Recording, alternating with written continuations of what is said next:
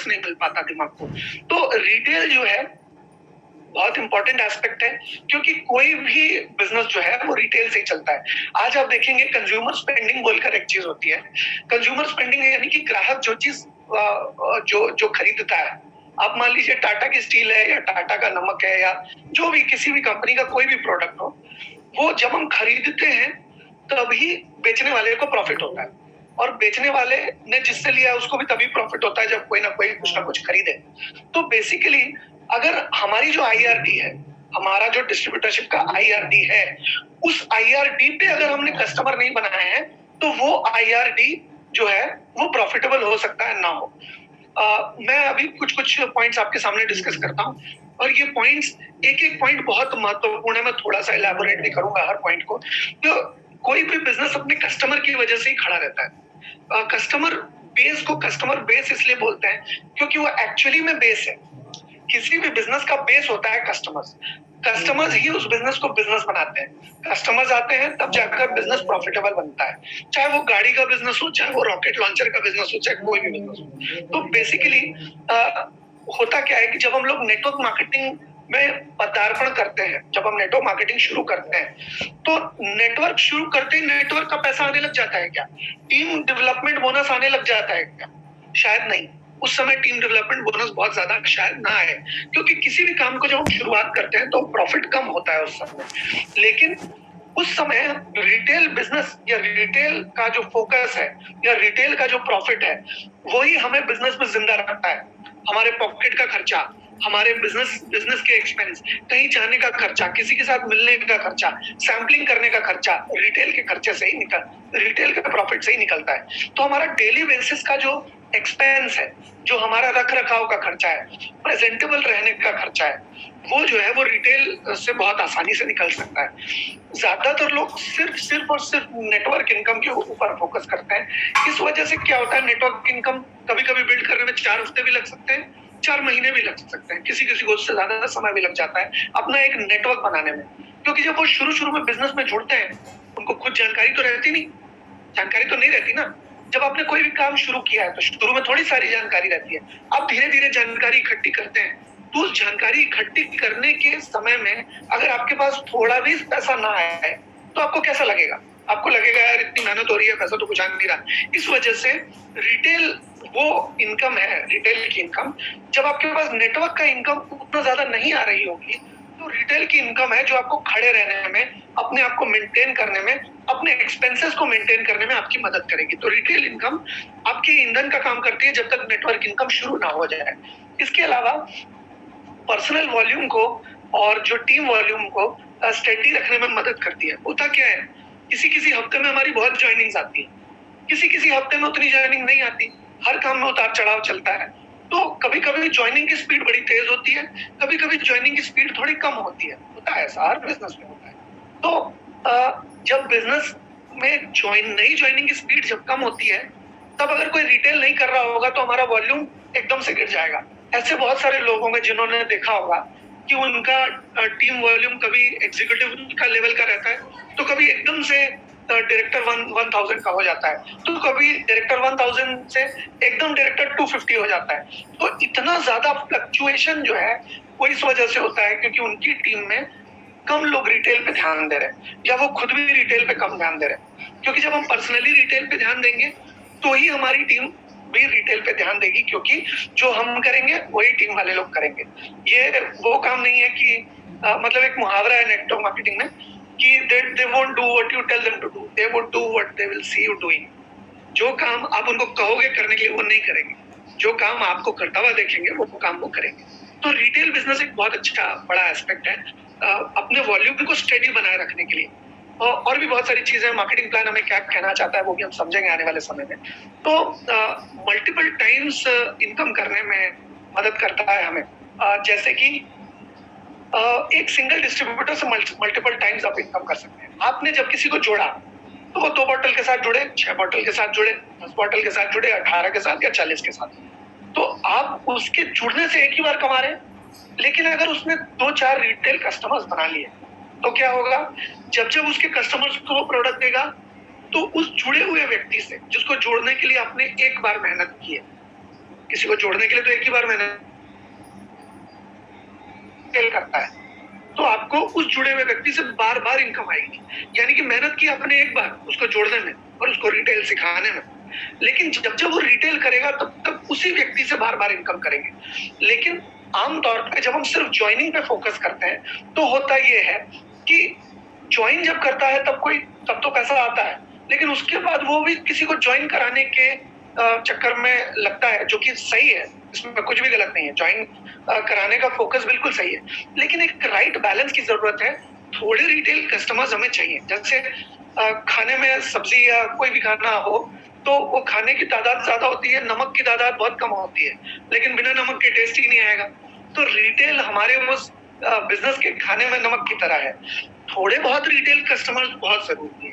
मैं ये नहीं कह रहा हूँ कि 20-50 कस्टमर बनाइए, लेकिन 2 से 4 कस्टमर हर किसी के होने चाहिए।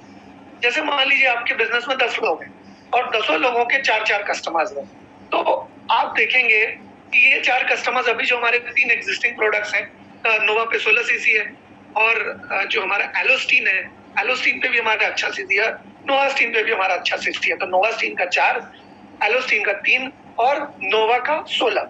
तो 16 + 4 20 और 23 3 23, यानी कि मेरे 4 कस्टमर हैं जो तीनों प्रोडक्ट्स को बराबर यूज करते हैं। तो मैं मान के चलता हूँ कि 1 महीने में जो ये प्रोडक्ट ले रहे हैं, 1 हफ्ते में एक ही व्यक्ति लेगा, यानी कि 23 सीसी मेरा हर वीक होगा। और 10 लोगों को अगर मैं सेम चीज रेप्लिकेट कर सकूं, डुप्लीकेट कर सकूं, तो 10 लोगों का अगर 23 सीसी होगा, तो जो जुड़े हुए लोग हैं वो कम से कम मिनिमम 230 सीसी करेंगे। कोई नया नहीं भी जुड़ा तो कम से कम 230 सीसी उन 10 लोगों से ही हमारा हो जाएगा। यानी कि उन 230 सीसी को संग्रहित करने के लिए, एकत्रित करने के लिए हमें नए सिरे से मेहनत करने की जरूरत नहीं है। कस्टमर हमें जिंदगी में एक बार बनाना है और उससे बार बार लाभ आएगा। जब भी वो नहाएगा तो पैसा आएगा, जब भी वो ब्रश करेगा तो हमारे पास पैसा आएगा। मेहनत एक बार, इनकम बार बार। रिटेल इतनी जबरदस्त चीज है। रिटेल को लोग गलत तरीके से सोचते हैं कि मेहनत वाला काम है, अरे झमेला है, लेकिन ऐसा नहीं है। अगर आपको रिटेल बिजनेस आपने अच्छा बना लिया तो आपके बिजनेस की पकड़, बिजनेस की जो जड़ें हैं वो इतनी मजबूत हो जाएगी कि कोई भी नहीं हिला पाएगा उसे। तो आप सोचिए कि एक जुड़े हुए डिस्ट्रीब्यूटर से आप बार बार इनकम कर सकते हैं अगर वो रिटेल करता है तो, क्योंकि वो जब भी रिटेल करेगा तो वो अपने आईडी पे, आईआरडी पे लेगा प्रोडक्ट, और जब भी आईआरडी पे लेगा तो उसके पास भी पैसे आएंगे और आपके पास भी एक पैसे आएंगे। तो यहाँ पर जो जुड़े हुए डिस्ट्रीब्यूटर्स हैं उससे हम मल्टीपल टाइम्स एक ही व्यक्ति से बार बार इनकम कर सकते हैं। और सही मायनों में बिजनेस का या नेटवर्क मार्केटिंग का यही तो मकसद है कि एक व्यक्ति से बार बार इनकम आए। सिर्फ जोड़ने पर एक बार पैसा आए तो वो तो नेटवर्क बनाने का फिर मतलब क्या हुआ कि एक्विजिशन पे ही पैसा आएगा। ऐसा आमतौर पे जो नौकरी पेशा लोग होते हैं, जो सेल्स में काम करते हैं, उनके साथ होता है। क्योंकि जब भी वो कस्टमर बनाते हैं तो वो व्यक्ति कस्टमर बनता है कंपनी का, लेकिन वो अगर दोबारा कुछ लेता है तो उससे कंपनी को प्रॉफिट होता है, उस कस्टमर को इंट्रोड्यूस करने वाले को उतना बेनिफिट नहीं होता, और उसे अगले महीने का नया टारगेट मिल जाता है कि तुम और नए लोगों को लेकर आओ, और नए लोगों को फिर उसके अगले महीने लेकर आओ, फिर और अगले महीने नए लोगों को लेकर आओ। तो नए लोगों से वो लाने से उसकी सैलरी बनी रहती है। लेकिन वो लोग, जो लोग एक बार कस्टमर बन गए कंपनी के, वो जब बार बार कंपनी को बिजनेस देते हैं उससे लाभ कंपनी को होता है। यहाँ पे रेनेटेक्स में इतनी खूबसूरती है कि यहाँ पर जब आप कस्टमर बनाते हो तो सबसे ज्यादा लाभ आपको होता है। कंपनी आपको 33 to 24% रिटेल प्रॉफिट देती है। आप अंदाजा लगाइए कि हमारा जो टर्नओवर बोनस है वो मैक्सिमम 8% तक जाता है, मैचिंग में 16% तक जाता है, लेकिन जो हमारा रिटेल प्रॉफिट है वो 33% तक जाता है। तो यानी कि अगर हम रिटेल कस्टमर प्रॉफिटेबली बनाते हैं तो आप सोचिए कि कुछ प्रॉफिट, कुछ रिटेल करने पर हमारा जो बिजनेस है वो बहुत ही प्रॉफिटेबल हो जाएगा। और यही चीज है, आप सोचिए कि ये जो रैंक है, आप ज्यादा रैंक कम लोगों के साथ अचीव कर सकते हैं। अगर मान लीजिए आपके पास कुछ ही ऐसे लोग हैं जो रिटेल करते हैं, वो 10 हो सकते हैं, 20 हो सकते हैं, 30 हो सकते हैं। अगर वो स्टेडी रिटेल कर रहे हैं, मान लीजिए आपके पास 20 से 30 लोग हैं, 30 लोग हैं, और वो हर हफ्ते एक उन्होंने 4 कस्टमर्स बनाए हुए हैं जो कि हर कोई 3-3 प्रोडक्ट्स यूज करता है, नोवा, नोवास्टिन और एलोस्टिन। तो 23 सीसी हर किसी का पक्का है और उसने खुद ने भी यूज करना है। तो आप फिर भी 23 सीसी अगर पकड़ के चले तो आप देखेंगे कि कम से कम 690 सीसी तो उनका पहले बनाए हुए कस्टमर से ही हो जाता है। और अगर नए कस्टमर्स को जोड़ते हैं या नए लोगों को फ्रेशली ज्वाइन कराते हैं तो उनका बिजनेस मिला के बड़ी आसानी से 20 से 30 लोगों में आप डायरेक्टर 1000 बहुत आसानी से कर सकते हैं और मेंटेन कर सकते हैं उसको। देखिए डायरेक्टर 1000 करना बहुत बड़ी बात नहीं है, उसको मेंटेन करे रखना बहुत बड़ी बात है। एग्जीक्यूटिव बहुत सारे लोग करते हैं, उसको मेंटेन करने में उन्हें दिक्कत आती है। तो अगर आप रिटेल बेस अच्छा बनाएंगे तो कोई भी लेवल आप बहुत आसानी से मेंटेन कर पाएंगे। आप देखिए मार्केटिंग प्लान आपको क्या कहना चाह रहा है। मार्केटिंग प्लान कहता है कि जब आप 640 सीसी पर्सनल आईआरडी पे करेंगे तब जाकर आपको 8% की स्लैब अचीव होगी। अब 640 सीसी अगर आप सिर्फ पर्सनल यूज से करेंगे तो आपको 2 से 3 साल लग जाएंगे जी। लेकिन अगर आप 4 से 5 रिटेल कस्टमर्स बना लेंगे तो हो सकता है 2 से 3 महीनों में ही आपका 640 सीसी हो जाएगा। मान लीजिए आपने 4 कस्टमर ही बनाए फॉर एग्जाम्पल, तो आपका एक हफ्ते में 230 सीसी हो 23 सीसी होगा, यानी कि 10 हफ्तों में 230 सीसी हो जाएगा। और आपका करीब करीब 20 से 30 हफ्तों में, या आपका डिपेंड करता है कि आप पर्सनल यूज भी कर रहे हैं तो कितना कर रहे हैं और भी कस्टमर बना रहे हैं यानी, उसके ऊपर डिपेंड करता है कि आपका औसतन पकड़ लीजिए 4 महीनों में, 4 से 5 महीनों में आपका आसानी से 640 सीसी हो जाएगा। बहुत सारे लोग क्या करते हैं कि मतलब बल्क बाइंग करते हैं। बल्क बाइंग की एक्चुअली जरूरत नहीं पड़ेगी। ये जो रोलिंग का बिजनेस है उसको रोलिंग का ही बिजनेस रहने देना है। आप देखिए कि जो न्यूज़पेपर का बिजनेस है वो बहुत फ्लरिशिंग बिजनेस है, क्योंकि जब भी कोई भी न्यूज़पेपर बिकता है तो उसका पैसा उसी दिन आ जाता है और फिर अगले दिन फिर उसी पैसे से फिर न्यूज़पेपर छपता है, फिर पैसे आते हैं, फिर न्यूज़पेपर छपता है, फिर पैसे आते हैं, फिर न्यूज़पेपर छपता है। तो ये तेजी से रोलिंग होता है। ये जो सब्जियों का बिजनेस है या मान लीजिए और भी इस तरह की जो एफएमसीजी प्रोडक्ट्स हैं, फास्ट मूविंग कमर्शियल गुड्स, ये भी बहुत अच्छा बिजनेस है क्योंकि डेली बिकता है, डेली पैसा आ जाता है और फिर उसी पैसे से फिर वो रोलिंग करके कैपिटल इंटेंसिव नहीं होता। तो यहाँ पर बहुत ज्यादा पैसे लगाने की आपको जरूरत नहीं पड़ेगी अगर आप रिटेल का माध्यम चुनते हैं, रिटेल को अपना बैकबोन बनाते हैं। तो इसके अलावा मार्केटिंग प्लान आपको जो 640 सीसी करने को कह रहा है वो आपको ये इशारा कर रहा है कि आप प्लीज रिटेल करिए, क्योंकि 640 रिटेल से ही करना आसान है। पर्सनली करेंगे तो बहुत समय लगेगा, या तो पैसे लगेंगे या समय लगेगा, दोनों में से कोई एक। तो आप ऐसा नहीं है कि आप प्रोडक्ट ज्यादा लेकर रख नहीं सकते, लेकिन अगर आप रिटेल बेस बनाए रखेंगे तो उस प्रोडक्ट की रोलिंग होगी और उस रोलिंग से आपके पास पैसा बराबर आता रहेगा। इसके अलावा रैंक और award and reward and cash bonus पाने में भी हमारी मदद मिलेगी। आपने देखा होगा कि हमारा जो अवार्ड एंड रिवॉर्ड है और कैश बोनस है उसको पाने के लिए हमें 12 हफ्तों में किसी भी 5 हफ्ते में कोई भी रैंक को मेंटेन करना पड़ता है। यानी कि मार्केटिंग प्लान भी हमें इशारा कर रहा है कि हम रिटेल करके उसको आसानी से मेंटेन कर सकते हैं और अवार्ड्स एंड रिवॉर्ड्स में हिस्सा ले सकते हैं, अवार्ड्स एंड रिवॉर्ड्स पा सकते हैं और कैश बोनस भी पा सकते हैं। तो जब हम रिटेल की हैबिट डेवलप करते हैं, हमारी टीम में रिटेल की हैबिट डेवलप होती है, तो आसान हो जाता है आगे चल के हमारे लिए इस बिजनेस को प्रॉफिटेबल बनाना और कम लोगों से ज्यादा सीसी करना और awards and rewards and cash bonus को पाना बहुत आसान हो जाता है हमारे लिए। इसके अलावा हमें डिजर्विंग टीममेट्स की मदद भी कर सकते हैं। जैसे मान लीजिए आपका 640 सीसी हो चुका है और आपकी फिर भी रिटेल है, आपने 2 या 4 या 5 या 6 कस्टमर्स बनाए हुए हैं, हो सकता है आपने 8-10 बनाए हो। तो जब वो कस्टमर्स को प्रोडक्ट्स चाहिए होते हैं तो मान लीजिए आप उनको देते हो और आपका 640 सीसी हो चुका है, तो आप अगर कोई आपके टीम में डिजर्विंग व्यक्ति है, कोई ऐसा व्यक्ति है जो सच में डिजर्व करता है लेकिन किसी कारण से उसके पास अभी पैसे नहीं है या थोड़ी दिक्कत से जा रहा है, लेकिन दिक्कत हर किसी को आती है। अमिताभ बच्चन के ऊपर भी बुरा वक्त आया था, तो बुरा वक्त किसी भी व्यक्ति के ऊपर आ सकता है, मुझ पे, आप पे, किसी पे भी आ सकता है, कभी भी आ सकता है। तो हो सकता है कि कोई ऐसा डिजर्विंग व्यक्ति हो जो काम तो करना चाहता है लेकिन उसके पास अभी जो निमित्त नहीं है, उसके पास साधन नहीं है, उसके पास वो आर्थिक क्षमता नहीं है। तो अगर आपकी रिटेल अच्छी है तो आप उसको एक बॉटल से या एक एलोस्टीन या एक नोवास्टीन उसकी आईडी पे लेकर उसको प्रोत्साहित कर सकते हो। आप ये कह सकते हो कि अगर आप ये वाली एक्टिविटी करते हो तो मैं आपकी आईडी पे एक नोवास्टीन की, एक एलोस्टीन की बिलिंग करूंगा, इससे आपको थोड़ा सीसी अक्यूमुलेट होगा और 640 सीसी करने में आपको मदद मिलेगी। तो ये मैं आपको रिवॉर्ड देने के लिए करूंगा, ये आपको प्रेरणा देने के लिए करूंगा। ये अगर आप कोई काम अच्छा करते हो तो जब भी आपको काम अच्छा करते हो तो मैं आपको पुरस्कृत करने के लिए करूंगा। तो आप इस तरीके से उनका मनोबल भी बढ़ा सकते हो। ये तभी बढ़ा पाओगे जब आपकी खुद की एक अच्छी रिटेल बेस बनी हुई होगी। तो रिटेल बेस होगी तभी जाके आप किसी की मदद भी कर पाओगे जो कि डिजर्विंग कैंडिडेट है, आपका डिजर्विंग डिस्ट्रीब्यूटर है, आईआरडी है, उसकी आप मदद भी कर पाओगे। इसके अलावा पर्सनल जो सीसी होती है, जो हम पर्सनल रिटेल करते हैं, जो पर्सनल आईडी पे लेते हैं, वो हमारे वीकर टीम में काउंट होती है मैचिंग के लिए।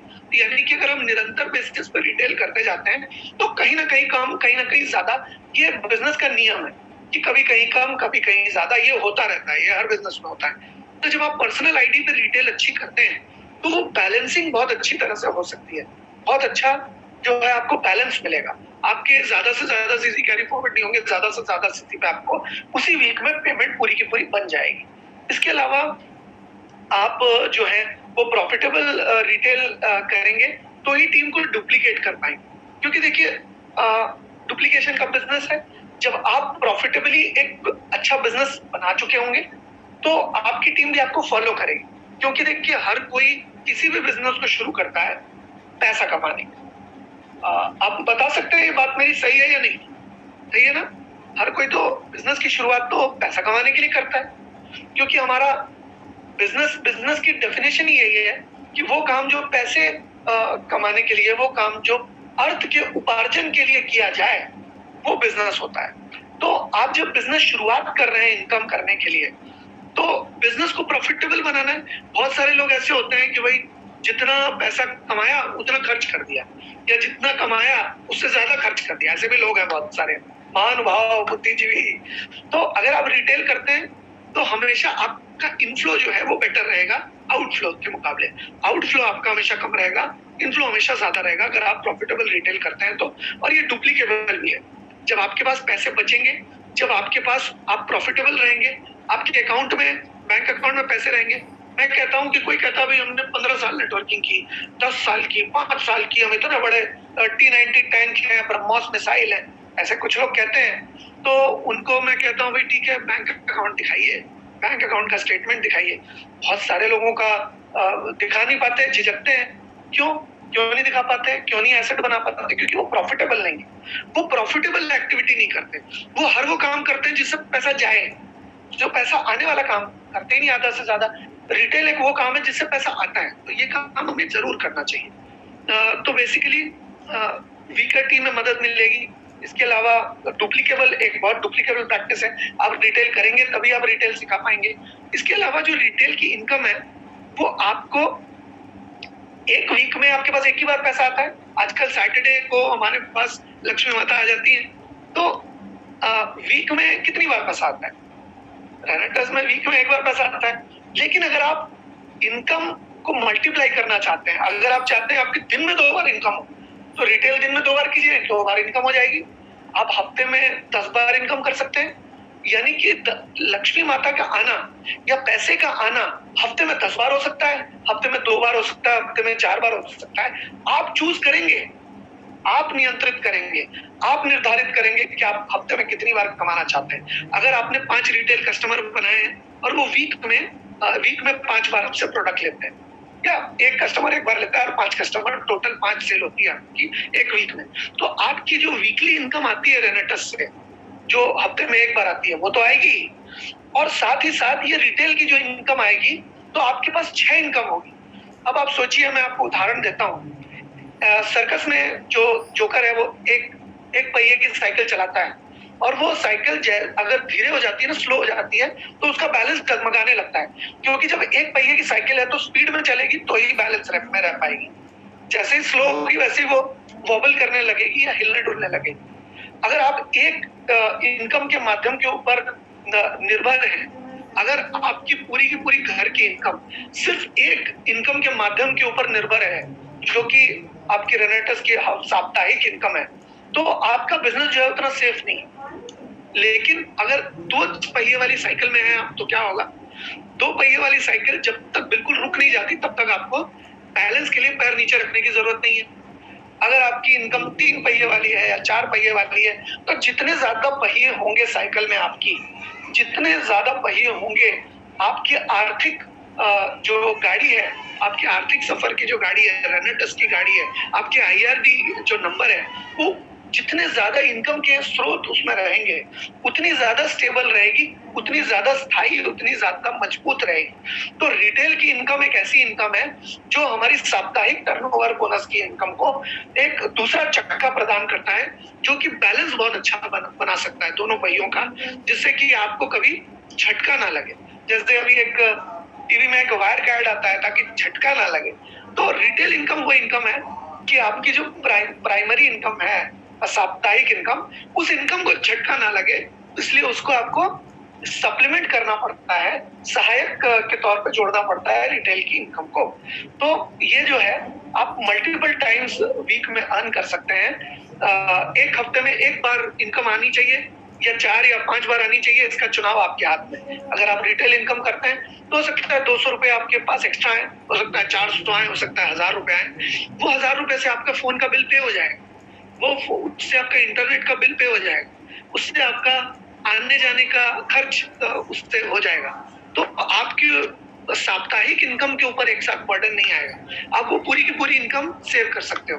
मैं आपको अपनी बात बताता हूँ, मेरे पास काफी समय से कुछ कस्टमर्स मैंने बना रखे हैं, और मेरी पर्सनल ये हैबिट है कि रिटेल की इनकम होगी तो ही मैं खर्च करूंगा, अगर रिटेल की इनकम नहीं होगी तो खर्च ही नहीं करूंगा। आप विश्वास नहीं करेंगे, मैं खर्च नहीं करता। मैं जो अपना खुद का खर्च है, चाहे वो कॉफी बनाने का खर्च हो या मैं अपने लिए जो भी नाश्ता लेकर आता हूँ या वेजीज लेकर आता हूँ, वो अगर मैं रिटेल नहीं करता हूँ कभी, तो मैं अपने आप को सजा देता हूँ कॉफी नहीं पी के, मैं अपने आप को सजा देता हूँ वो नाश्ता नहीं करके, ताकि मैं अपने अंदर से ये भावना जागृत कर सकूं कि बॉस रिटेल करना जरूरी है, नहीं तो तुम्हें वो जो चीजें तुम्हें पसंद है वो चीजें मैं तुम्हें करने नहीं दूंगा। ये अनुशासन कहिए या आत्म जो है बल कहिए, ये आपको अपने अंदर डेवलप करना पड़ेगा। जब आपकी रिटेल एक हैबिट में शुमार हो जाएगी, जब आपकी स्वभाव में शुमार हो जाएगी, तो आपको इससे कई गुना लाभ होगा। मैं आपको बताता हूँ कि जो भी रेनेटस से मेरी इनकम आती है, साप्ताहिक इनकम, उसमें से एक बहुत बड़ा अंश मैं बचा लेता हूँ। क्यों बचा लेता हूँ? क्योंकि रिटेल इनकम से मेरा खर्चा निकल जाता है। अब जब रिटेल इनकम से खर्चा निकल जाता है तो उस इनकम को बाहर निकालने की जरूरत ही नहीं पड़ती। आपको विश्वास नहीं होगा कि मैं शायद कभी साल 2 साल या 3 साल में एक बार मुझे ATM कार्ड यूज करके कैश विड्रॉ करने की जरूरत पड़ती है। क्यों जरूरत नहीं पड़ती ATM कार्ड विड्रॉ करने की? क्योंकि जो रिटेल से मेरे पास कैश आता है उसी से मैं खर्च करता हूँ, तो मेरे पास कभी ATM में जाना नहीं पड़ता। आप भी अगर, ये मैं आपको उदाहरण दे रहा हूँ, जरूरी नहीं कि हुबहू आप सेम चीज करिए, लेकिन जब आप रिटेल का अभ्यास डालेंगे तो आपके बिजनेस को मजबूती मिलेगी, आपके बिजनेस को स्टेबिलिटी मिलेगी, और आप एक ही वीक में कई बार इनकम कर सकते हैं। जैसे जैसे रिटेल करते जाएंगे, रिटेल कस्टमर्स बढ़ते जाएंगे, तो आपको कॉन्फिडेंस भी आता जाएगा, और जब आपको पैसा आ रहा होगा ना, तो आपका बॉडी लैंग्वेज ही अलग रहेगा। जबकि कोई पैसा कमा रहा होता है ना, तो उसका बॉडी लैंग्वेज अलग होता है, उसको देख के ही लगता है कि यार ये तो पैसे कमा रहा है, उसको कन्विंस करने की जरूरत नहीं पड़ती किसी को। हम जब किसी को बिजनेस के बारे में बताते हैं, तो कभी कभी कुछ कुछ लोग जो नए होते हैं वो हिचकते हैं, उनको लगता है मैं बताऊंगा, क्या पता ये मेरी बात माने या ना माने, क्या पता ये मेरी बात का विश्वास करे या ना करे, क्या पता ये मेरी बात का अनुसरण करे या ना करे। तो जब आप इनकम कर रहे होंगे ना, तो आपके अंदर इतना आत्मविश्वास होगा, रिटेल कर रहे होंगे तो आपके अंदर इतना आत्मविश्वास होगा, प्रोडक्ट की इतनी नॉलेज होगी आपको, प्रोडक्ट कब कितना और कैसे देने पर एग्जैक्टली क्या होगा किसके शरीर में, आपको एक अनुमान लग जाएगा during the course of time. तो ये जो है प्रोडक्ट का अनुभव भी आपको तब होगा जब आप प्रोडक्ट्स को रिटेल करेंगे। प्रोडक्ट के रिटेल करने से आपके अंदर प्रोडक्ट्स काम करता है, इस बात का एक अद्वितीय आपको कॉन्फिडेंस, एक अद्वितीय विश्वास आपके अंदर होगा। क्योंकि जब आप पर्सनली कस्टमर से डील करते हैं रिटेल करने के समय, तो आपको कस्टमर के द्वारा किए गए सवालों से बहुत सारी नई जानकारी मिलती है, या हो सकता है आपको कुछ बात ना पता हो, वो धीरे धीरे आपको पता चल जाती है। आप उस चीज को जानने की कोशिश करते हो, ऑफलाइन से पूछ के, इंटरनेट पे पढ़ के और सीनियर से जान के, किताबों में पढ़ के, मीटिंग्स में जाके। तो आपकी नॉलेज जो है लगातार बढ़ती रहती है तब जब आप रिटेल करते हो। और कोई नई चीज आपको पता चलती है बॉडी के बारे में, बॉडी कैसे फंक्शन करती है उसके बारे में। या देखिए, ये जो हमारा काम है मूल तौर पे दवाइयों का काम या किसी को चिकित्सा करने का या ठीक करने का काम तो नहीं है, लेकिन जाने अनजाने में जब हम लोगों के पास जाते हैं तो उनको कहीं ना कहीं कोई ना कोई शारीरिक दिक्कत होती है। तो आप ये समझ सकते हैं कि ये जो शारीरिक दिक्कत है उसमें ये प्रोडक्ट किस तरह से काम करेगा। और ये तभी हो सकता है जब आप रिटेल एक्टिविटी में लिप्त होंगे, रिटेल एक्टिविटी में अग्रसर होंगे, रिटेल एक्टिविटी करेंगे, तब जाके आपको अंदाजा लगेगा कि किसको क्या देने से क्या हो। और उससे जब उसको रिजल्ट आएगा तो आपको कॉन्फिडेंस भी कई कई गुना बढ़ जाएगा। तो ये चीज है। इसके अलावा रिटेल कस्टमर्स जो है टीम डेवलपमेंट बोनस जो है उसको कैश में एक्सचेंज कर सकते हैं। टीम डेवलपमेंट बोनस में हमें रेनेटस नोवा मिलती है जब हम 500 की मैचिंग करते हैं। तो जो टीम डेवलपमेंट बोनस 2 बॉटल मिली है हमें, अगर हमारा पहले से बना हुआ रिटेल बेस होगा तो हम वो 2 बॉटल को कस्टमर को देके कैश में कन्वर्ट कर लेंगे। आप देखिए कि मार्केटिंग प्लान हमें पग पग पे कहता है कि रिटेल करिए। आप शायद शुरुआत 32 सीसी से कर सकते हैं, लेकिन धीरे धीरे रिटेल कस्टमर्स बना के 640 सीसी आप कर सकते हैं। आपको मार्केटिंग प्लान कहता है कि आप अवार्ड्स एंड रिवॉर्ड्स और कैश बोनस तब पा सकते हैं जब रिटेल बेस बनाएं, और रिटेल बेस जो है वो टीम को भी बनाने के लिए प्रेरित करें।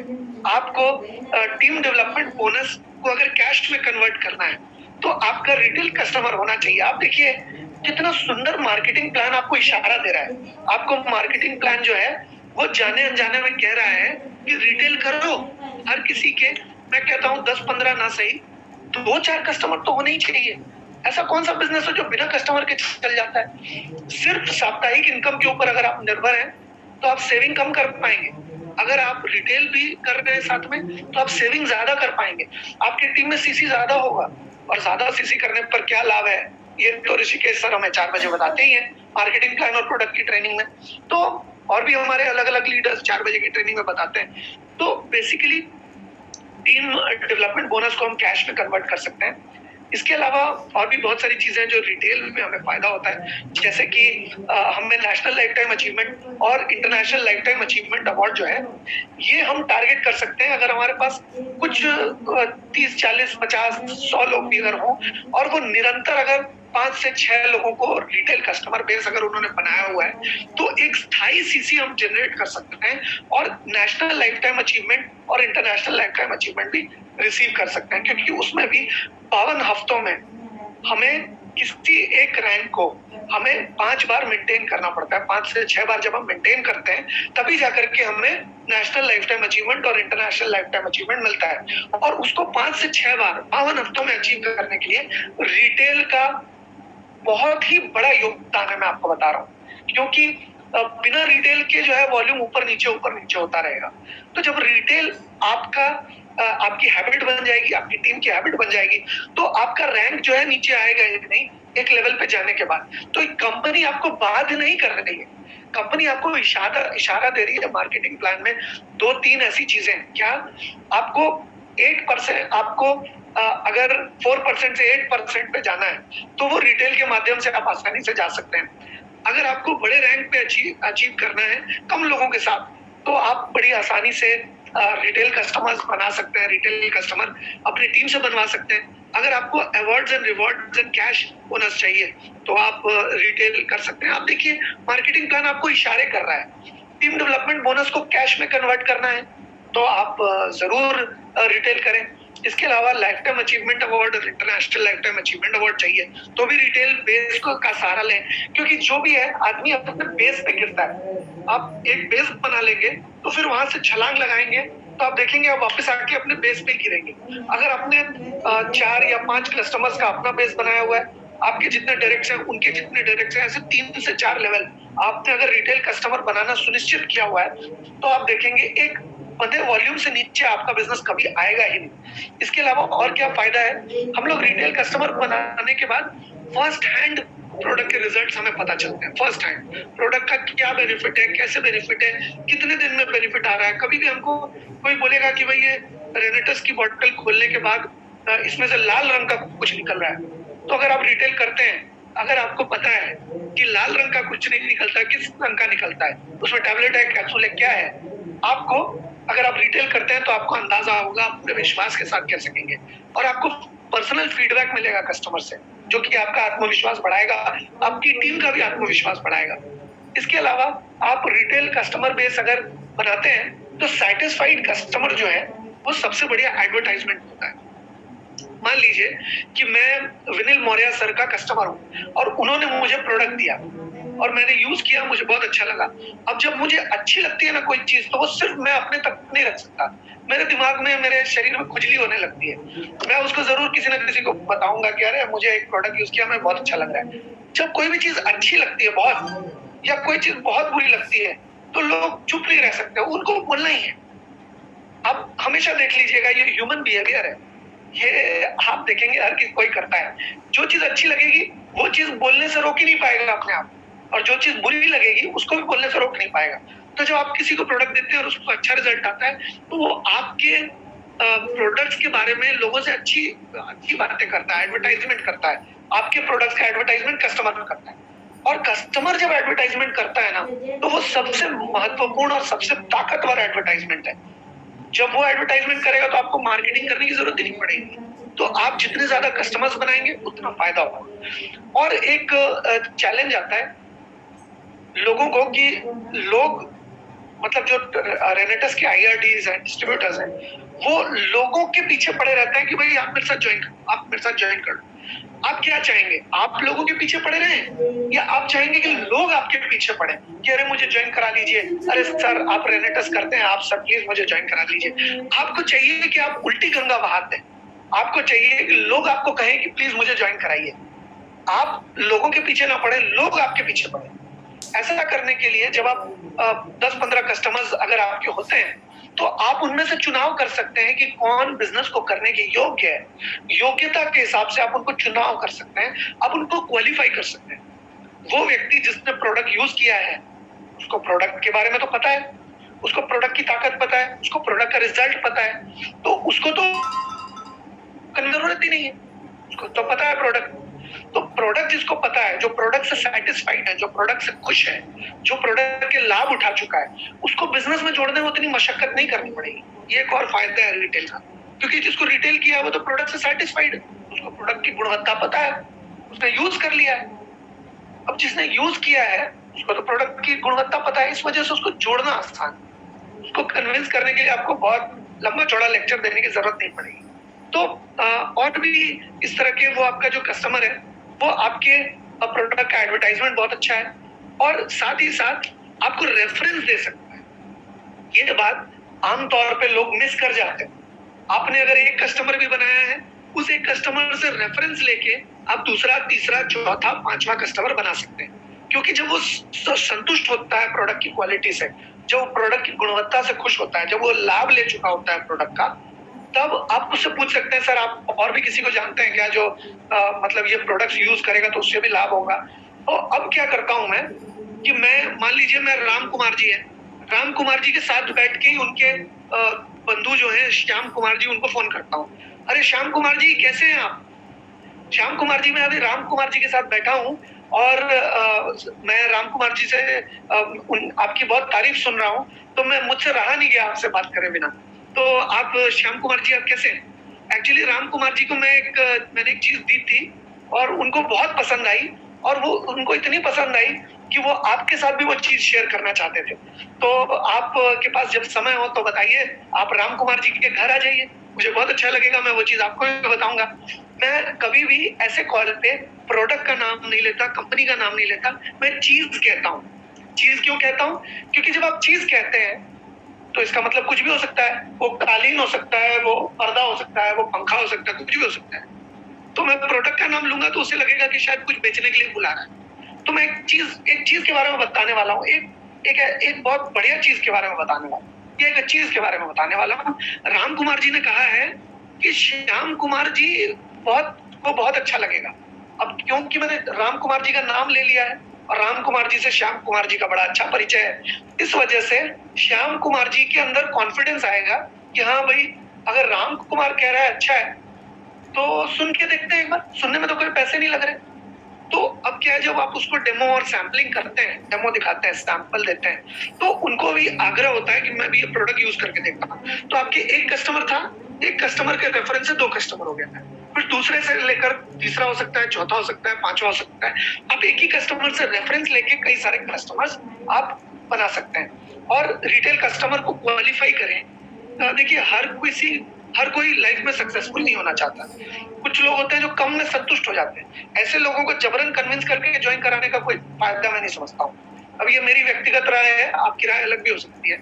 लेकिन क्या है कि मान लीजिए अगर कोई भेड़ है और उसको मैं घोड़े की रेस में दौड़ाऊंगा तो वो तो जीत नहीं पाएगी ना। उसके अंदर वो इच्छा शक्ति नहीं है, वो लाइफ में कुछ बड़ा करना ही नहीं चाहता, वो महत्वाकांक्षी व्यक्ति है ही नहीं और वो अपने सपनों को पाने के लिए जो है मेहनत करने को तैयार ही नहीं, सीखने को तैयार ही नहीं।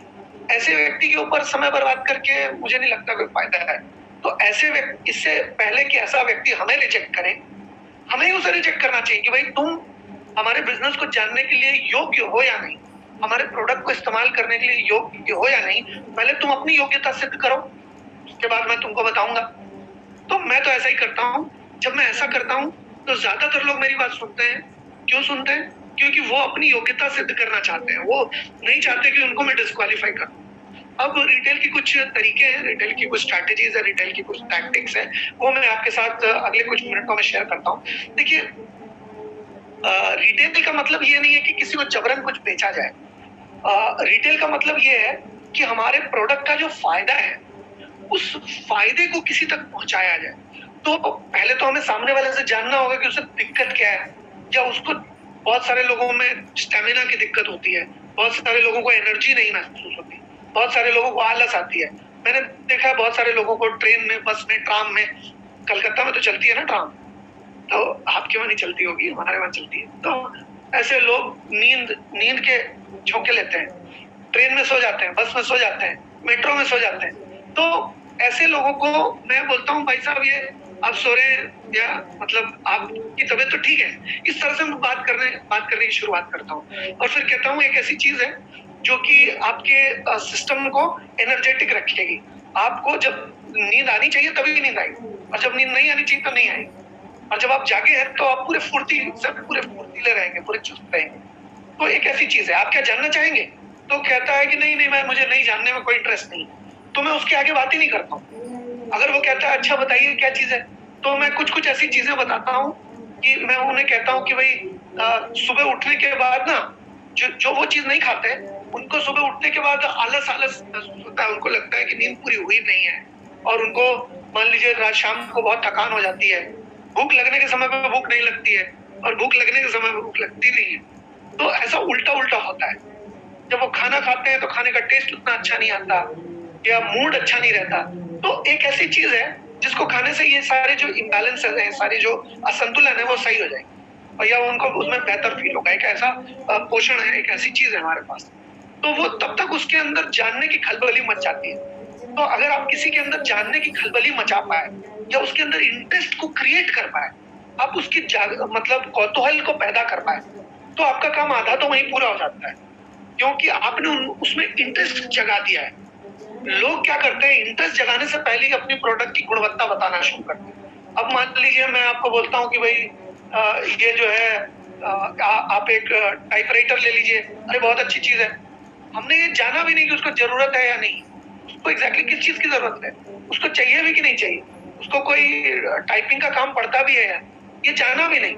हमने सीधा अपने प्रोडक्ट की गुणवत्ता का जाप करना शुरू कर दिया। अरे हमारा प्रोडक्ट अच्छा है, अरे आप लेके तो देखिए। अरे भाई उसको चाहिए कि नहीं ये पहले समझिए तो, उसको क्या दिक्कत है, क्यों, क्या परेशानी है, वो लाइफ में किस चीज से परेशान है। अगर उसको प्यार हो गया और आप उसको प्रोडक्ट बेच रहे हैं तो उसको तो प्यार ही समझ में आएगा, उसको प्रोडक्ट समझ में नहीं आएगा। हो सकता है कि कोई किसी के घर में कोई बुरी घटना घटी हो। मेरे घर में करीब 20-25 दिन पहले देहांत हो गया था हमारी दादी जी का। तो उस समय मान लीजिए मेरा माइंड अपसेट है क्योंकि मेरे परिवार का एक व्यक्ति गुजर गया है। उस समय कोई मुझे समझाएगा कि अरे ये प्रोडक्ट ले लो, बहुत अच्छा है, ये कर लो, मुझे समझ में आएगा क्या? मुझे समझ में नहीं आएगा। क्यों नहीं आएगा? क्योंकि मैं मानसिक तौर पे अभी उसकी बात को रिसीव करने के लिए सक्षम ही नहीं हूँ। तो आप पहले सामने वाले से जान तो लीजिए उसे चाहिए क्या। उसको खीर चाहिए, आप रबड़ी खिला रहे हैं, अगर उसको रबड़ी चाहिए आप खीर खिला रहे हैं तो उसको पसंद नहीं आएगा। उसको पहले जान लीजिए कि उसको क्या चाहिए, बातों ही बातों में आपको भांपना होगा कि उसे क्या चाहिए। तो जब आप भाप जाएंगे तो उसको जो चाहिए, उसकी जो दुखती रग है वो आपको पकड़नी पड़ेगी, और उसकी दुखती रग को ठीक करने का या उसकी प्रॉब्लम को सॉल्व करने का माध्यम आपको प्रोडक्ट के जरिए देना पड़ेगा, तो वो ले लेगा, क्योंकि उसको तकलीफ है। अगर आप किसी को बोलेंगे कि आपके जो बच्चे हैं स्पोर्ट्स में भी जाते हैं, खेलते हैं या गाते हैं या डांस करते हैं, और खेल कूद करने के बाद वो पढ़ाई में मन नहीं लगता उनका, तो एक ऐसी चीज है जिससे कि उनके खेल कूद के बाद भी उनमें पढ़ाई करने की शक्ति रहेगी। एक मतलब बढ़ती हुई उम्र में उनको थकावट नहीं महसूस होगी और उनको पूरा पोषण मिलेगा और वो पढ़ाई में मन लगाकर पढ़ाई कर पाएंगे। मैं कुछ पेरेंट्स को ऐसा कहता हूँ कि आपके बच्चे की 10 की एग्जाम है, 12 की एग्जाम है, लेकिन वो फोकस नहीं कर पाता। आधे घंटे पढ़ता है फिर उसका मन विचलित हो जाता है, आधे घंटे 1 घंटा पढ़ता है फिर उसको ब्रेक चाहिए, आधे घंटे पढ़ के 2 घंटे का ब्रेक चाहिए। ऐसा होता है कि नहीं? बहुत सारे पेरेंट्स कहते हैं हाँ सर पढ़ना ही नहीं चाहता, या पढ़ता है तो याद ही नहीं रख पाता, फोकस ही नहीं कर पाता, लिख ही नहीं पाता, उसको समझ में नहीं आता है। तो इस तरह की चीजें बताते हैं। तो मैं उनको बोलता हूँ कि देखिए ये कुछ ऐसी चीज है जो कि बच्चों के नेचुरल फोकस करने की एबिलिटी को बढ़ाती है। अगर आप चाहें तो मैं आपको उसके बारे में बता सकता हूँ। तो ऐसे मैं पूछता हूँ, वो कहते हैं हाँ सर मैं जानना चाहता हूँ, मुझे बताइए, तब मैं उसको बताता हूँ। ये एक तरीका रिटेल करने का। इसके अलावा ये स्ट्रैटेजी है कि आप कभी भी किसी को भी, मतलब एक मुहावरा है हिंदी में कि कहीं सुनी बात पे विश्वास मत करो, कहीं सुनी बात पे विश्वास नहीं करना चाहिए, ऐसा लोग कहते हैं। लेकिन हम क्या करते हैं, हम मुंह से बढ़ कर करके प्रोडक्ट बेचने की कोशिश करते हैं, और वो कान से सुन के विश्वास ही नहीं करता। लोग आंखों देखी बात पे जितना विश्वास करते हैं, कानों सुनी बात पे उतना विश्वास नहीं करते। तो जो प्रोडक्ट की गुणवत्ता आप बताना चाह रहे हो उसको, वो आपको, अगर आप क्या उसे आंखों से दिखा सकते हैं? क्या आप एलोस्टीन का डेमो दिखा सकते हैं? क्या आप नोवास्टीन का डेमो दिखा सकते हैं? क्या आप नोवा का कोई डेमो है, रेनेटस नोवा का जो डेमो दिखा सकते हैं? या रेनेटस नोवा का क्या डेमो होता है? अगर आप रेनेटस नोवा खा रहे हैं तो आप ही रेनेटस नोवा का डेमो है। अगर आप चुस्ती फुर्ती में हैं, रात को 9 बजे 10 बजे पूरे दिन काम करने के बाद भी, तो आप रेनेटस नोवा का डेमो है। आप उसको बता सकते हैं कि देखिए मैं सुबह से काम में लगा हुआ था, मैं सुबह से मेहनत कर रहा हूँ, लेकिन मेरी एनर्जी ड्रॉप नहीं हुई है। मैं परिवेश नागर रात को या 8 बजे मीटिंग कर रहा हूँ, लेकिन मेरी आवाज से, मेरी बातों से क्या आपको ये थोड़ा भी लग रहा है कि मेरी एनर्जी कम है? मैं सुबह सुबह उठा हूँ, मैं सारे दिन में जो भी अपनी एक्टिविटीज का जो भी काम किया है मैंने, लेकिन क्या आपको मेरी बातों से अनुभव हो रहा है कि मैं सुस्त हूँ? जो लोग होते हैं वो, उनकी बुलंद आवाज थोड़ी होती है, इतने एनर्जेटिकली वो थोड़ी बात करते हैं। आप सोचिए कि आप रेनेटस नोवा का जीता जागता उदाहरण है, आप ही प्रोडक्ट का डेमो है। आप अगर प्रोडक्ट को सही तरीके से खाएंगे, थोड़ी एक्सरसाइज करेंगे, अपने आप को वेल ग्रूम्ड रखेंगे, तो लोगों को आपको देख के लगेगा कि नहीं, ये तो इसे देखकर लग रहा है कि ये रेनेटस नोवा खाता है क्योंकि ये तो तरोताजा लग रहा है, ये तो एनर्जेटिक लग रहा है, इसके अंदर पूरी ऊर्जा भरी हुई है, ये तो बिल्कुल स्वस्थ लग रहा है, तो रेनेटस नोवा का डेमो तो वो है। तो आप हमेशा कोशिश कीजिए कि जो आंखों देखी बात है उस पर लोग भरोसा करेंगे, तो उनको कुछ ऐसा है जो आप आंखों से दिखा सकते हैं। हमारे जितने भी प्रोडक्ट्स हैं उनका डेमोन्स्ट्रेशन क्या आंखों से कर सकते हैं आप, कि वो देख पाए। दूसरी बात ये है, 3 स्टेजेस हैं।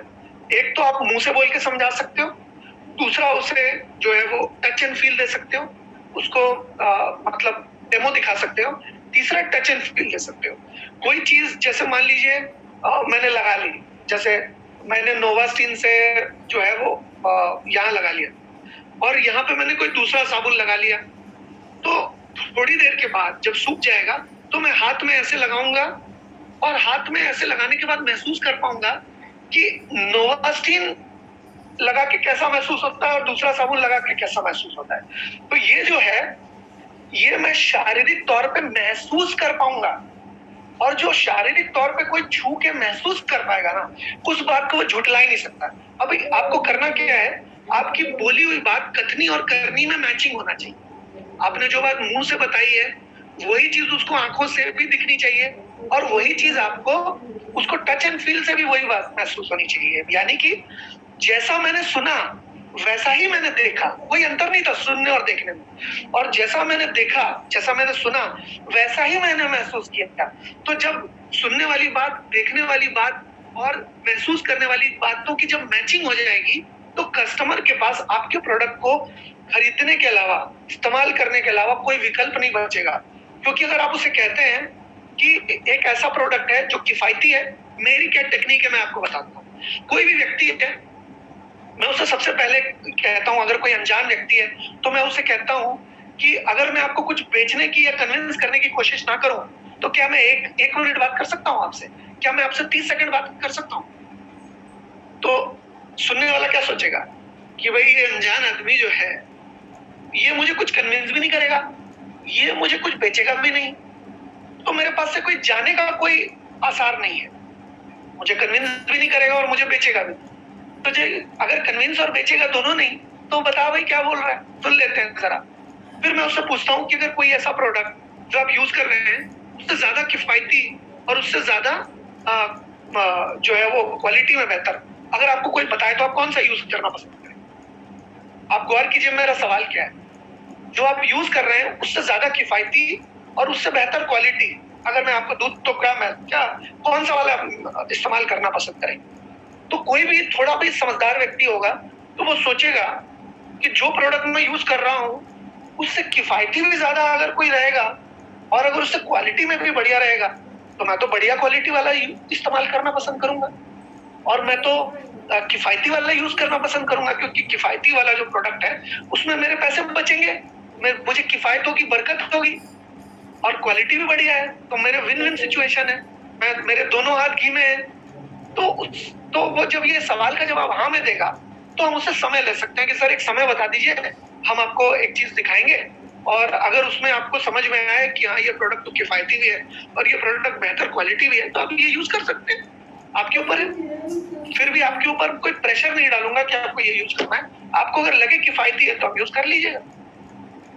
अब क्या है कि मैं अलग अलग तरह से उसके बेनिफिट्स बताता हूँ, नोवास्टीन के और एलोस्टीन के, और बताता हूँ कि कितना कॉन्सेंट्रेटेड है, कितना कम लगता है। तो जब कम लगता है तो ज्यादा चलेगा और ज्यादा चलेगा तो कॉस्ट इफेक्टिव है। और मैं बताता हूँ कि नोवा या ये नोवास्टीन को कैसे इस्तेमाल करना चाहिए। उसको ऐसे शरीर में रगड़ना नहीं है, वो वैसा साबुन नहीं है रगड़ने वाला। तो अगर ये साबुन है तो इसको एक बार हाथ से ऐसे रगड़िए गीले में, और फिर वो जो हाथ से आपने रगड़ा है उसको लगाइए, इससे साबुन कम गलेगा और ज्यादा लंबा चलेगा। तो ऐसे मैं बताता हूँ, और उसका 15 दिन 20 दिन भी साबुन एक्स्ट्रा चलता है, तो उसको तो किफायत हुई ना, उसको तो बरकत हुई। और जब उसकी बरकत हुई और उसे उसके पैसे बचे, तो वो निरंतर यही प्रोडक्ट इस्तेमाल करना चाहेगा। तो ये कुछ कुछ ट्रिक्स एंड टैक्टिक्स हैं। दूसरी बात क्या है कि जब आप कोई 5-10 प्रोडक्ट लेकर के आप बैग में चल रहे हैं, या 4 प्रोडक्ट 6 प्रोडक्ट लेकर चल रहे हैं, और आप किसी के घर गए, आपने एक बार प्रोडक्ट निकाला और निकाल के फिर तुरंत बैग में रख लिया। जब भी कोई नई चीज को देखता है ना, तो उसके मन में उस प्रोडक्ट को छूने का मन करता है। कोई भी नई चीज आप देखेंगे तो आप आकर्षित होंगे उस चीज के प्रति और छूना चाहेंगे, उस चीज को हाथ लगा के देखना चाहेंगे। पर इससे पहले कि वो हाथ लगा के देख सके, आप बैग से निकालिए और तुरंत बैग में दोबारा रख दीजिए। इससे क्या होगा, इससे उसके मन में होगा कि अरे मेरे सामने, उसके मन में खलबली मच जाएगी। वो आपसे पूछेगा कि अच्छा भाई साहब ये क्या डिब्बियां हैं, ये क्या है? बोले अरे ये बहुत बढ़िया चीज है, अरे मुझे तो मतलब बहुत लकी हूं मैं कि इसके बारे में मुझे पता चला। आप ऐसे स्टेज पे कम कम बोलना चाहिए। आप जितना ज्यादा बोलेंगे उसकी क्यूरियोसिटी उतनी खत्म होगी, आप जितना कम बोलेंगे उतनी क्यूरियोसिटी बनेगी, उसके अंदर कौतूहल पैदा होगा, जानने की जिज्ञासा पैदा होगी। तो आप कम बोलिए और कुछ ऐसा बोलिए जिससे उसके अंदर जो इच्छा है जानने की, जो वो पैदा हो जाए और ज्यादा इच्छा हो जाए। तो मैं उनको बोलता हूँ कि नहीं नहीं ये तो मतलब एक बहुत अच्छी चीज है, छोड़िए ना, आप जान के क्या कीजिएगा? तो बोलता अरे मैं जान के क्या करूंगा, मतलब मुझे जानना है, बताइए ना। तो अभी क्या हो रहा है कि मैं उसको कन्विंस नहीं कर रहा हूँ, वो मेरे पीछे लगा है कि अरे मुझे प्लीज बता दीजिए। तो ऐसी और भी बहुत सारी टैक्टिक्स हैं और ऐसी बहुत सारी ट्रिक्स हैं।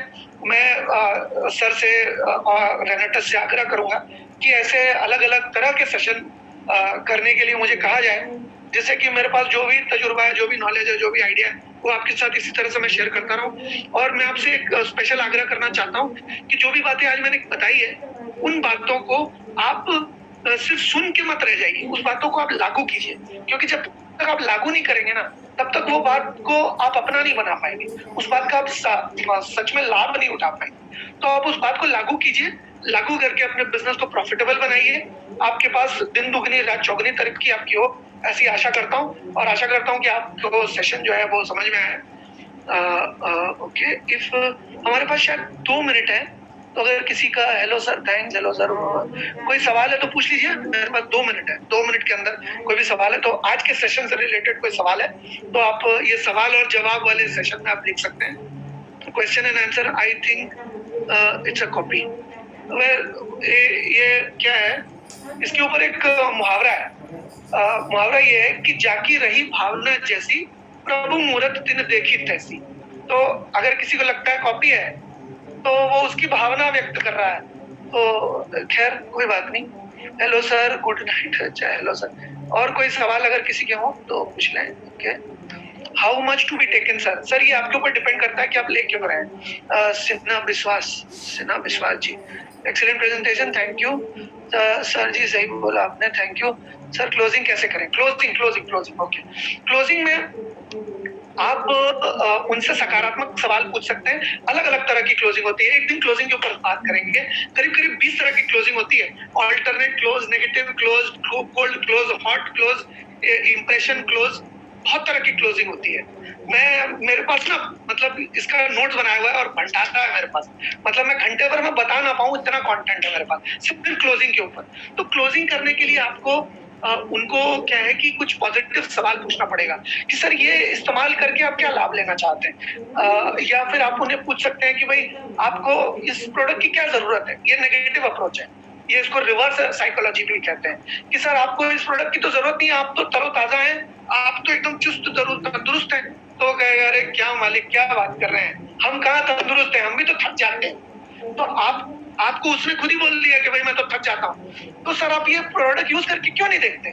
आप वैसे भी तो काफी कुछ ट्राई करते ही होंगे, योगा करते होंगे, प्राणायाम करते होंगे, तो साथ में ये भी यूज करके देखिए। ये जब आप यूज करेंगे तो उससे आपको बेहतर रिजल्ट आएगा। बहुत सारे ऐसे लोग हैं जो इस प्रोडक्ट को इस्तेमाल कर रहे हैं और उनको बहुत अच्छा रिजल्ट आया। देखिए, एक बहुत मजबूत तरीका है क्लोजिंग करने का, स्टोरी एंड टेस्टिमोनियल। एक मुहावरा है नेटवर्क मार्केटिंग में कि a presentation tells and story sells. बिकती कहानी ही है, प्रेजेंटेशन तो जानकारी का आदान प्रदान है, बिकती कहानी है। तो जो भी सामने वाले को प्रॉब्लम है, जो भी सामने वाले को डिस्कम्फर्ट है, उस डिस्कम्फर्ट से रिलेटेड टेस्टिमोनियल आपको देना है, फील फेल्ट फाउंड देना है। फिर आपको उन्हें कहना है कि सर ये प्रोडक्ट मैं आपको कुछ सैंपल दे रहा हूँ और मैं आपसे इसका फीडबैक लूंगा। अगर आप कुछ सैंपल देंगे, मैं 2 गोली कोई भी बताता हूँ तो मैं उनको 2 रेनेटोस नोवा देता हूँ खाने के लिए, और फिर अगले दिन उनको फोन करता हूँ, सर कैसा लगा आपको? अब मैंने कुछ फ्री का चीज दिया तो लेने से मना तो वो करेगा नहीं, और जब वो फ्री का चीज ले लेगा तो अगले दिन मैं कॉल करूंगा तो उठाएगा, क्योंकि मैं उसको कुछ बेचने के लिए तो कॉल कर नहीं रहा, मैं तो फीडबैक लेने के लिए कॉल कर रहा हूँ, उससे जानकारी लेने के लिए कॉल कर रहा हूँ। तो यही चीजें हैं, और भी बहुत सारी तरीके हैं। 9 बज गया, मैं बहुत ज्यादा लंबा नहीं करूंगा इसको। ओके, कुछ लोगों ने क्लोजिंग कैसे करें तो बात हो गई है। चैट डिसेबल्ड है, नोज एलर्जी के बीमारियों के ऊपर बात नहीं करेंगे सर, आप अपनी अपलाइन से बात कर लीजिए। Thank you. रेनेटस नो होटल पर लिखो जो इसके बारे में सर अलग अलग समय पे सेशन करेंगे कि ऑनलाइन वाला क्या फंडा है। ओके, आफ्टर फूड या before food? Sir nutritional supplement है, बिफोर आफ्टर का कोई फंडा नहीं, जब चाहे खा लें। How to approach? सर इसके बारे में फिर कभी बात करेंगे, आज सिर्फ रिटेल का सब्जेक्ट था हमारा। Thank you. How to convince evidently? ठीक है सर, कैसे ओपनिंग करनी है उसके बारे में किसी और दिन चर्चा करेंगे, आज तो सिर्फ सब्जेक्ट था हमारा रिटेल। ओके, बाकी ओके। ओरैक वैल्यू, रेनेटस नोवा, ओरैक वैल्यू अलग अलग इंग्रेडिएंट की अलग अलग है, तो पूरे प्रोडक्ट की ओरैक वैल्यू बताना बड़ा मुश्किल है। अलग अलग इंग्रेडिएंट की अलग अलग ओरैक वैल्यू आपको इंटरनेट पे मिल जाएगी। कितनी भी खा सकते हैं सर, आपके ऊपर है। रॉकिंग रेनेटस, वेरी नाइस। ओरैक value, thank you. Detail how to make believe to retail purchase? ये सेशन जो है वो मैं सर से आग्रह करूंगा कि आपको उपलब्ध कराएं, या मुझसे बार बार करवा लें, तो आप उस सेशन को पूरा अटेंड करिएगा तो पता चल जाएगा। बिफोर फूड आफ्टर फूड का जवाब मैं दे चुका हूँ। ठीक है सर, आज हमारा समय ऑलरेडी ओवर हो चुका है, तो आज के लिए इतना ही। फिर मिलते हैं हमारे सुबह वाले बंगाली सेशन में, 4 बजे वाले प्लान एंड प्रेजेंटेशन के सेशन में, और 8 बजे के हमारे कमांडो ट्रेनिंग में। Okay, thank you. good night everybody, and have a good night and have a good business rocking Iran industry. Recording stopped.